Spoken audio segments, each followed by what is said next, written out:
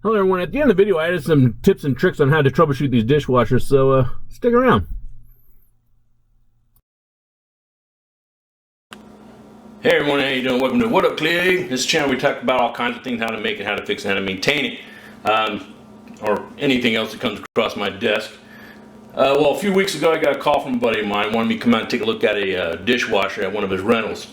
So he said that the report is that the dishes aren't drying right, they're full of water, and it just really wet inside. So I came out here, inspected it, come to find out it's not getting warm. How did I come to that conclusion? Well, I ran the dishwasher and I put my hand on the top. After a while I run it, I put my hand on the top, it was not getting warm.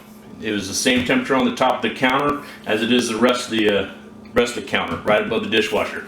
Put my hand on the front of the dishwasher. It too did not change temperature. Stayed the same temperature all the way around. So I came to the conclusion, again, it just wasn't getting hot. So how do you troubleshoot that problem? Well, a lot of people say one thing you want to look at is the exhaust vent. The exhaust vent is right here in the top corner.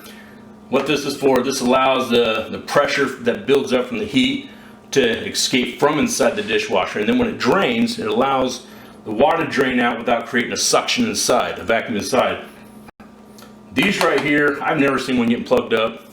Maybe somebody has, but it's actually kind of a big channel inside. The other side of this, if you look on the other side, you actually see the other side of the vent, which is right here. This right here, take this off. If you want to take a look in there, you can take that off. But again, it's a pretty decent sized channel. It's probably this big around. It's pretty decent size. The other thing I look at is the drain filters and then the heating element. Those are the other culprits that they could be. Now, like I always say, when you take something apart, you always take a picture before you pull it out, because you never know. You might forget how it goes back in, whatever. Just to be on the safe side, make sure everything goes back in properly. So we're going to take this out, put this off to the side. Now, first thing I want to check is the drain filter. The drain filter is just a plastic filter. It's not a micro filter or anything like that. It's just a plain drain filter. Sometimes they do get gunked up with food or whatever that comes from dishes.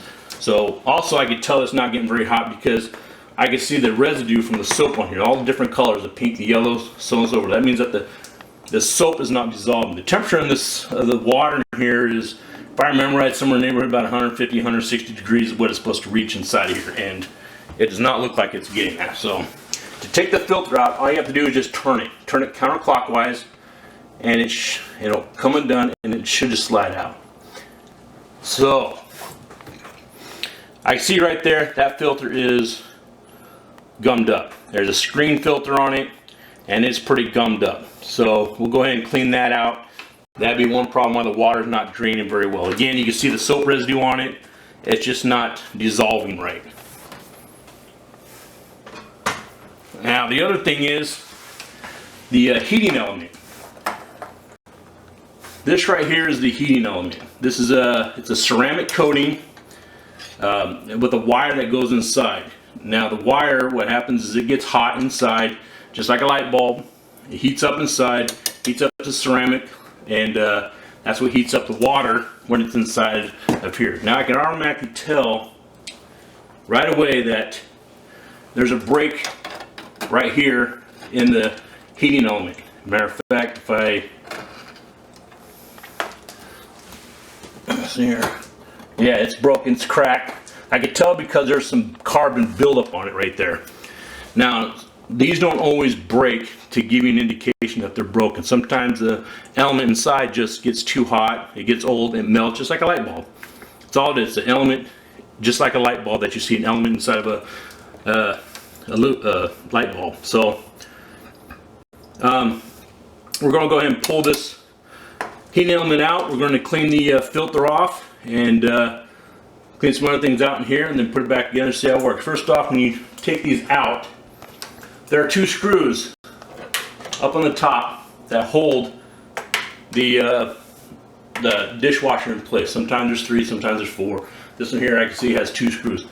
There's also legs on the bottom that you can twist in to give yourself a little bit more space underneath to slide this thing out easier. Now when you slide it out, be very, very careful because there are hoses behind here, drain hoses as well as water hose, and there's also a power cord behind here. You don't want to pull on anything too hard, break something, pull something out of place, and so on. So, alright, let's go and pull this bad boy out and take a look at it. Alright, so what we're looking at here is, I got the dishwasher out. I now have it, as you can see, it's tilting forward a little bit. This is the bottom of it. So, what we're looking at is, these right here are the other ends of the heating element.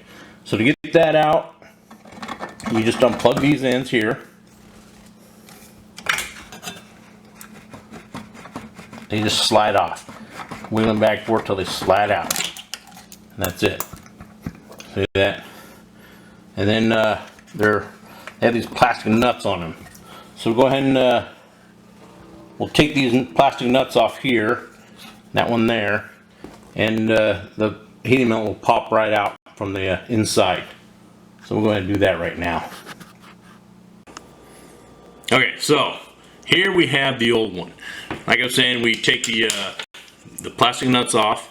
And all you gotta do is just push on the tips of these things. After you get the nuts off, you push on the tips, and this thing pops right out from inside the dishwasher. You open the dishwasher door, grab a hold, and it pulls right out.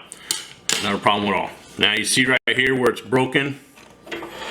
Right there, it's broken. As you can see how it's just a ceramic tube with a heating element inside, just like an incandescent light bulb. Gets hot, heats up the ceramic, and that's what heats up the water. So that's the old one. This here is the new one. Has a new rubber gaskets on it, keep it sealed from inside so it doesn't leak, and it also comes with the new plastic nuts. So let's go ahead and slap this bad boy in the opposite way that we took the old one out. Okay, now I have the new heating element in place. If you see, I have the nuts on there already.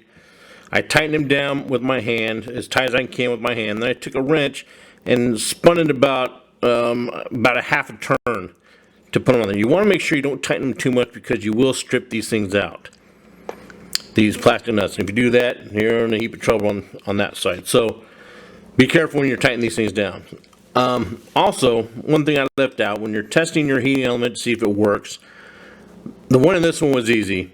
It was broken. It was broken in half. That's easy to see that's broken. So sometimes the heating elements go out and you can't see that they're broken. So to test it, to see if you're making a full contact with that heating element, see if it's not broken in half, you use a multimeter. You set your multimeter to continuity check. Some people call it beep check. So if you put the two leads together, you hear a loud beep. So we're going to check continuity across this just to make sure the heating coil is good. And you'll do this also to test the heating coil before you take it out. So this one is good. It's good to go. So we'll go ahead and plug it in.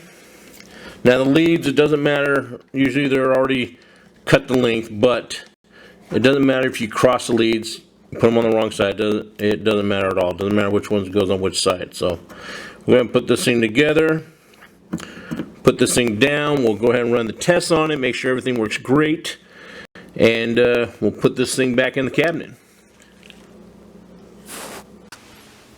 Okay, now we have everything in, everything been tested, everything works great. So here's some tips and tricks on how to troubleshoot these things and how to test these units. First of all, before you take this thing out, make sure you check to see how much slack you have in the hoses and the power cord for these things. You don't want to pull it out too far and end up breaking the connection, breaking the cord, or whatever. You can find out, usually these things are connected underneath the sink. You'll see the drain there, you'll see the power plug there, and everything. Usually these are supposed to be hooked up to where you have enough room to slide them out to troubleshoot them.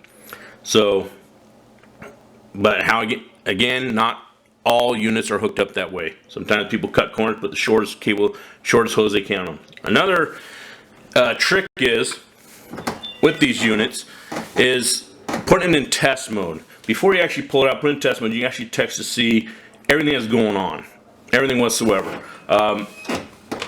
If you look on your panels, on Whirlpools especially, pretty much all of them nowadays with the push buttons, whether they're here or on the front, if you hit the buttons consecutively, 1 2 3 1 2 3 1 2 3 3 times in a row, any 3 buttons, doesn't matter what 3, you hit them consecutively, you put this in test mode.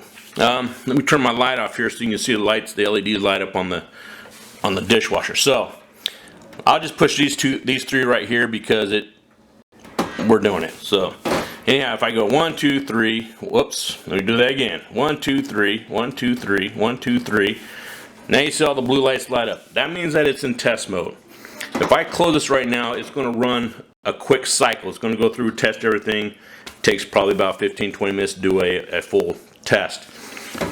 Now to cancel it, if you want to cancel earlier, all you have to do is you just hit the cancel button, you hold it down, everything shuts off, you hit it again, and you just hit the cancel button like 2 or 3 times until the light goes off, and it's no longer in test mode. So that's how you test these things. Now when you're testing, what you want to look for also, when you get done putting everything back together, and before you slide it back in, and even after you slide back in, you want to run through a test to make sure there's no leaks underneath the dishwasher. Otherwise, if you put the panels back on, there'll be leaks down there, and you have a big old dry rot issue. Also, another trick and tip is the panel that goes on the bottom of the dishwasher, right down here. This goes down here on the bottom. These right here, if you turn them around and you look on the back of them, you have the owner's manual, actually the maintenance manual, service manual. This right here will also have troubleshooting guides inside of it. It'll let you know what the problem can be, if your dishwasher acting up in any way. It'll help determine what the problem is. So anyhow, I hope this works out for you. I hope it helps you be able to troubleshoot your dishwasher, get working great. If you like my video, please subscribe. If you don't like it, subscribe anyway, just so you make fun of me. Thank you, everyone.